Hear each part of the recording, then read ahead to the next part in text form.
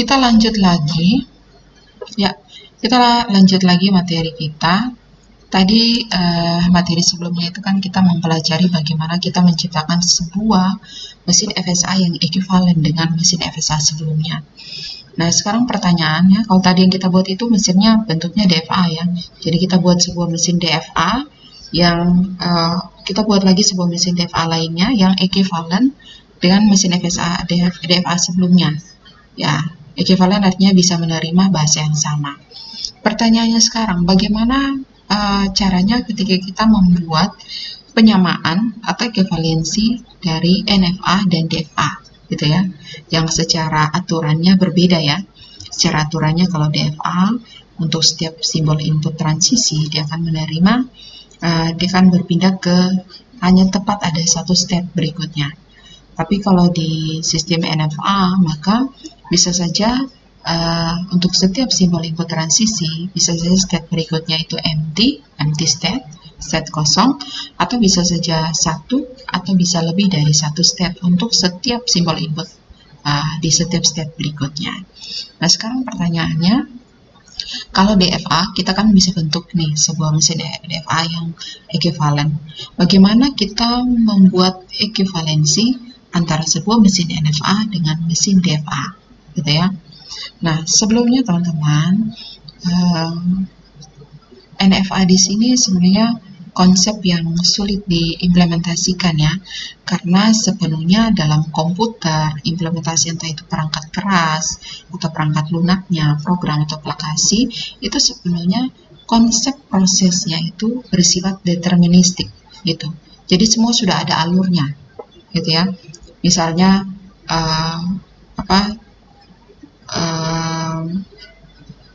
layar screen ya, screen wallpaper gitu ya, screen wallpaper di komputer, atau misalkan ketika kita tidak menggunakan komputer dalam waktu yang lama gitu ya, contoh konkretnya lah gitu, ketika kita tidak menggunakan komputer dalam waktu yang lama, itu komputer akan beralih ke status sleep gitu ya, dia akan berada di status sleep walaupun tidak ada inputan yang kita berikan gitu ya. Walaupun tidak ada inputan berikan, mungkin kita berpikir, nah, tidak ada inputan tapi kok sudah sleep ya. Sebenarnya sudah ada aturannya gitu ya. Jadi dalam sisi komputer, dalam OS-nya sudah menyatakan, oh ini kalau tidak digunakan dalam waktu tertentu, maka komputer layar monitornya akan dimatikan, itu akan menuju ke state sleep gitu ya. Jadi sebenarnya pada dasarnya semua prosedurnya itu, semua implementasi dalam komputer sifatnya adalah deterministik. Nah, why? Kenapa kita harus mempelajari sistem NFA ini? Karena sistem NFA ini lebih nyata dalam kehidupan kita sehari-hari, gitu ya. Ya mungkin misalkan contohnya gitu ya, sistem prosedur pendaftaran penerimaan mahasiswa baru di Stikomyelindo, gitu ya. Nah, state-state yang dilalui, ya ini di kelas ini tidak ada ya yang ngambil studi kasus untuk penerimaan mahasiswa baru di Stikomyelindo ya. Nah, kalau kita lihat sebenarnya di antara state-state yang ada itu akan menuju ke suatu state yang berulang gitu ya. Misalkan state-nya di sini ada humas gitu ya. Ada humas, ada BAK, ada BOK gitu ya.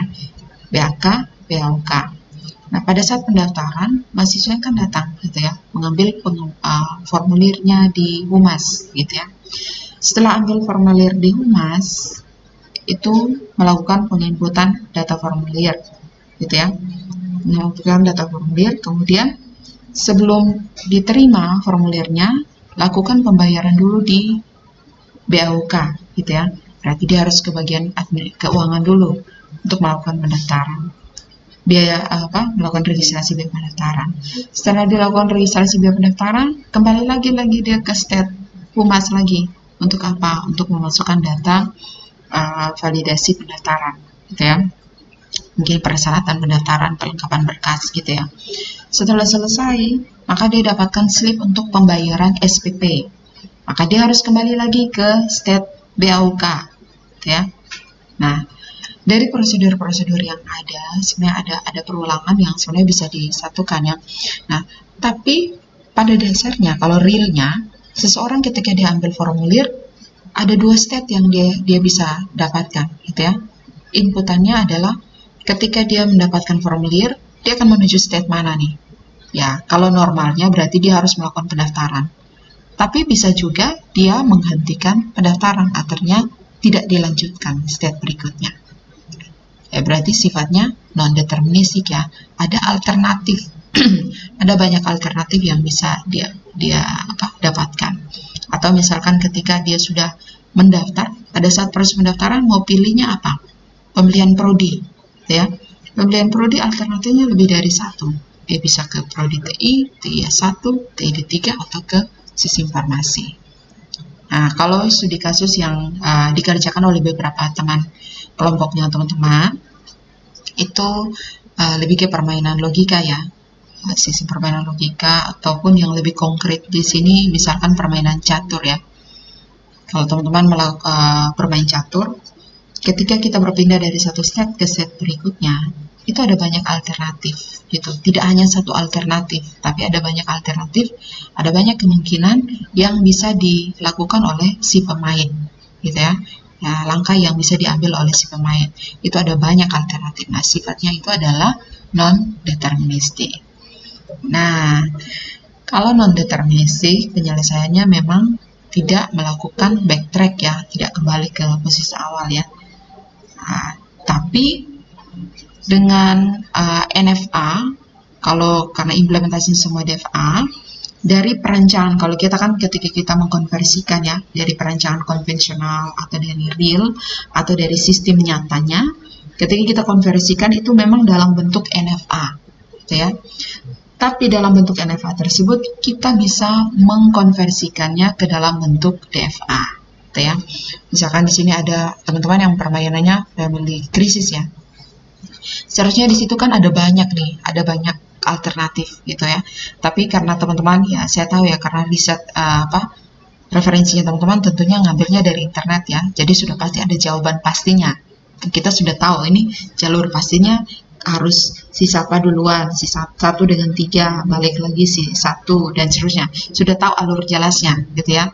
Tapi pada dasarnya ketika kita mengkonsepkan masih dalam bentuk konsep nyata yang kita konversikan dalam NFA, bagaimana kita sampai bisa ambil posisi nyatanya atau hasil akhirnya ya, kita bisa mengkonversikan perancangan mesin FSA yang sifatnya NFA itu kita bisa konversikan ke DFA yang ekuivalen, itu sama. Nah, algoritmanya gimana? Algoritmanya di sini ada 5 tahap ya. Tapi yang pertama di sini teman-teman kita buat step yang merupakan subset. Subset berarti bagian ya, subset himpunan gitu ya. Subset dari state semula gitu ya. Kalau state semulanya hanya ada 2, berarti kita bisa membuat lagi subset dari state tersebut gitu ya. Oke, misalkan di sini contoh studi kasus di sini, contoh graf di sini kita punya 2 state gitu ya. Nah, kalau kita mau membuat semua state yang mungkin bisa terjadi, yang bisa didapatkan untuk menjadi subset dari state awal, itu rumusnya adalah 2 pangkat key atau 2 pangkat state yang ada ya. Oke, kalau state yang ada 2 state ya, berarti ada berapa state yang bisa diciptakan? Helena beda. Ada berapa state yang bisa diciptakan? Kalau state semulanya 2. Ada yang tahu?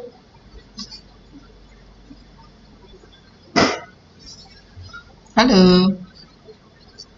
Hola, halo. Jerry. Kalau state awalnya 2, berarti state berikutnya buat semua state yang merupakan subset dari state semula. Kalau state semulanya 2, itu ya. Kalau kita mau mendapatkan state berikutnya, itu berarti 2 pangkat key. Key itu adalah state, berarti 2 pangkat 2 ya. 2 pangkat 2. Maka kita bisa menghasilkan berapa state? Yusuf? 4 state. Franklin lagi makan ya, bunyi sendok di piring gitu.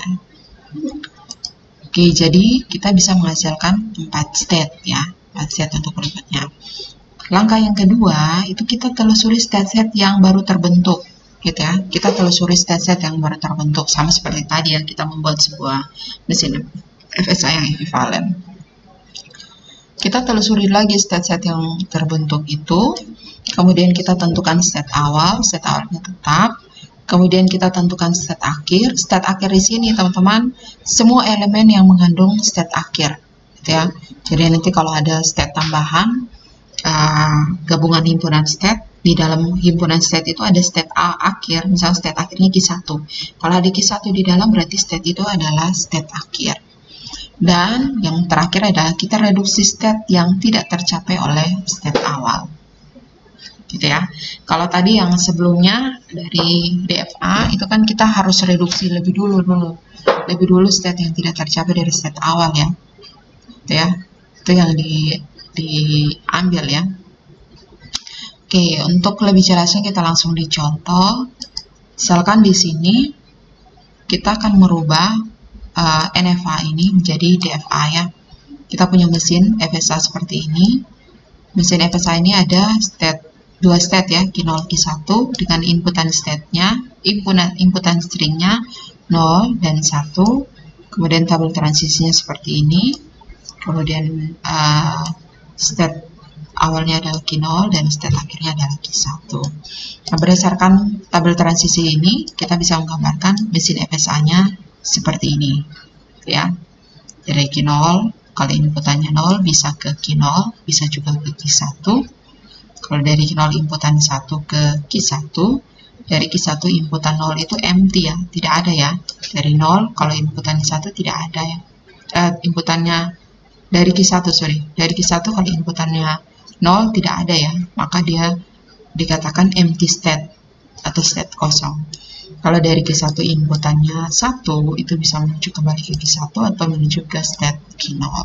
Ya. Nah, sekarang kita ikuti langkah-langkah untuk bagaimana membuat ekuivalensi NFA ke DFA. Kita membuat sebuah mesin, dari mesin NFA ini kita buat sebuah mesin DFA yang ekuivalen atau sama. Yang pertama di sini adalah kita bentuk dulu berapa banyak state-nya, karena tadi ada 2 state awal, maka harus ada 4. 2 pangkat 2 berarti harus ada 4 state yang baru. Nah, bagaimana kita mendapatkan state yang baru? Kita melihat berdasarkan transisi yang ada, gitu ya. Transisi yang ada dan juga alur state yang terbentuk di sini ya. Alur state yang terbentuk di mesin FSA di sini. Maka kita dapatkan ada empty state, ya. Kemudian kita dapatkan ada himpunan Q0, ya. Kalau sudah dibentuk seperti ini, Q0 seperti ini harus dalam simbol kurung kerawal ya, harus dalam simbol himpunan ya. Kalau Anda tidak tambahkan simbol kurung kerawal berarti salah ya, harus ditambahkan simbol kurung kerawalnya. Kemudian ada state Q1, kemudian ada state Q0, Q1, harus di koma ya. Oke, selanjutnya dari 4 state ini teman-teman, kita telusuri transisinya. Ini kita gambarkan dulu seperti ini, kemudian kita telusuri transisinya, ya. Telusuri transisinya perlu diulang atau sudah bisa nih? Kalau hanya 1 seperti ini gampang ya. Kalau 2 seperti ini, perlu diulang atau sudah bisa? Bisa ya. Oke, tadi kan kita sudah sama-sama, jadi sudah bisa nih. Nah, setelah kita mendapatkan transisi dari state-state baru ini, kita menentukan state awalnya tetap Q0, state akhirnya kita lihat dari hasil transisi yang ada, mana saja state yang mengandung Q1 atau state ya akhir ya. Kalau mengandung state akhir atau di sini state Q1, kita harus mendeklarasikan bahwa ia itu adalah state akhir atau final state. Maka kita punya ya, dari kombinasi transisi state yang ada di sini, kita dapatkan 2 final state. Yang pertama di sini Q1, himpunan state Q1, dan himpunan state Q0 dan Q1. Berarti ada 2 final state ya. Ya ya. Ada 2 final state. Oke. Nah, dengan demikian teman-teman, kita menggambarkan berdasarkan transisi dari state yang baru, kita bisa menggambarkan sebuah mesin DFA yang ekuivalen dengan mesin NFA ini. Ya. Jadi ini adalah mesin NFA nih, teman-teman. Kemudian kita buat mesin DFA-nya jadinya seperti ini. Gitu ya. Jadi ada empty state, Q0, Q1, Q0, Q1. Nah, semua state-nya itu dapat tercapai dari state awal ya, jadi tidak ada state yang terhapus. Oke, sampai di sini bisa dipahami? Bisa diterima? Bisa, Ibu. Oke, terima kasih ya. Nanti setelah ini kita latihan ya. Saya tambah lagi satu contoh lagi sebelum latihan. Ya. Oke, misalkan kita punya mesin FSA-nya seperti ini ya. Mesin awal FSA, NFA ya. Ini sifatnya NFA. Jadi yang ini sama juga seperti tadi sebelumnya. Kita konversikan dari NFA, kita konversikan ke DFA. Misalkan kita punya mesin NFA seperti ini dengan tabel transisinya. Ya, kalau nanti Anda ujian ketika saya kasih tabel transisinya saja, Anda sudah harus bisa menggambarkan mesin FSA-nya. Ya, bisa ya? Oke. Nah ini dari transisi yang ada di sini kita bisa menggambarkan graf mesin FSA. NFA-nya seperti ini ya. Dari Q0 kalau inputan P ke Q1, dari Q0 inputan P bisa juga ke Q2, dari Q1 inputan R ke Q2, dari Q2 inputan P atau R ke Q1. Nah, dari 3 transisi di sini, ini ada 3 state ya. Dari 3 state di sini, ada berapa banyak state baru yang terbentuk? Ada 2 pangkat berapa ya? Jadinya 2 pangkat. Kalau ada 3 state berarti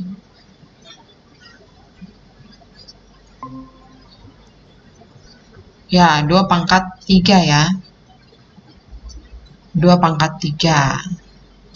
Oke. 2 pangkat 3 berarti kita punya ada 8 state di sini ya. 8 state di sini ada Q0, Q empty state, Q0, Q1, Q2, Q0, Q1, Q0, Q2, Q1, Q2, Q0, Q1, Q2. Ya, itu ya. Jadi, karena ini ada 3 state, berarti yang terbentuknya jadi 8 state. Gitu ya. Nah, dari 8 state di sini, teman-teman, kita cari transisinya. Gitu ya. Dari 8 state di sini, kita cari transisinya. Teman-teman ingat ya, kalau ada penulisan pendobelan itu cukup ditulisnya satu ya. Ini perlu diperhatikan, jangan sampai lupa. Misalkan di sini ya, di sini kita kerjakan ya. Kita kerjakan. So di sini. Oke, ada yang mau bantu saya? Silakan. Oke, yang pertama Q berapa nih? Dari Q0 inputannya P berarti ke Q1 dan Q1 dan Q2 ya. Oke. Dari Q1 kalau inputan P ada? Tidak ada ya. Atau dia empty state ya. Harusnya empty state. Kemudian dari Q1 Q2 inputan P ke Q1. Ya. Nah, harusnya penulisannya seperti ini ya, teman-teman. Halo, bisa diikuti? Bisa diikuti ya? Oke. Nah, teman-teman perhatikan di sini. Harusnya ini kan ditulisnya Q1, Q2, empty state, Q1. Gitu ya. Tapi untuk penulisan inputan, elemen yang sama itu kita menghindari yang namanya redundansi. Jadi kalau ada penulisan pendobelan seperti ini, cukup dituliskan hanya satu kali. Jadinya hanya Q1, berarti Q1 yang ini dihapus ya. Kemudian kalau ada empty state seperti ini, kan dalam inputan kalau ada empty state seperti itu, empty state-nya dihilangkan, gitu ya, dihilangkan. Jadi hasilnya jadi kalau state Q0, Q1, Q2, inputan P itu akan menuju ke state Q1, Q2, gitu ya. Sama juga di sini. Misalkan dari Q0, kalau inputan R itu harusnya empty ya. Kemudian dari Q1, inputan R berarti Q2. Kalau dari Q2 inputan R ke Q1 gitu ya. Harusnya tulisannya seperti ini ya. Tapi sama saja, kalau Anda tulis Q1, Q2 itu sama dengan Anda tulis Q2, Q1. Gitu ya. Maka sama aturannya ini langsung saja diwakili. Q1 dengan Q2. Oke, sampai sini bisa dipahami ya. Oke, selanjutnya teman-teman, Ya. state awalnya ini jadi Q0, state akhirnya ada berapa nih? State akhirnya, ya state akhir di sini Q1 ya, berarti semua state di sini yang mengandung Q1. Ya, semua state di sini yang mengandung Q1, di sini ada Q1 dengan Q1 sama Q1, Q2 gitu. Harusnya ada tambahan ya, ada tambahan Q0, Q1, Q2, ada sorry ya, ini Q1, Q2. Itu final state itu kita lihat berdasarkan hasil transisi ya, bukan hasil dari pembentukan state ya. Tapi untuk final state, ingat ya, perhatikan. Final state ini teman-teman harus perhatikan, lihat berdasarkan transisi state yang ada. Gitu ya, jangan sampai nanti saya bilang semua state yang mengandung state 1, Anda lihatnya di bagian kolom ini. Jangan ya, Anda lihatnya di bagian transisi ini. Nah, semua state mengandung Q1, berarti ada Q1 dengan state Q1, Q2. Setelah itu teman-teman kita lakukan reduksi. Reduksi di sini ada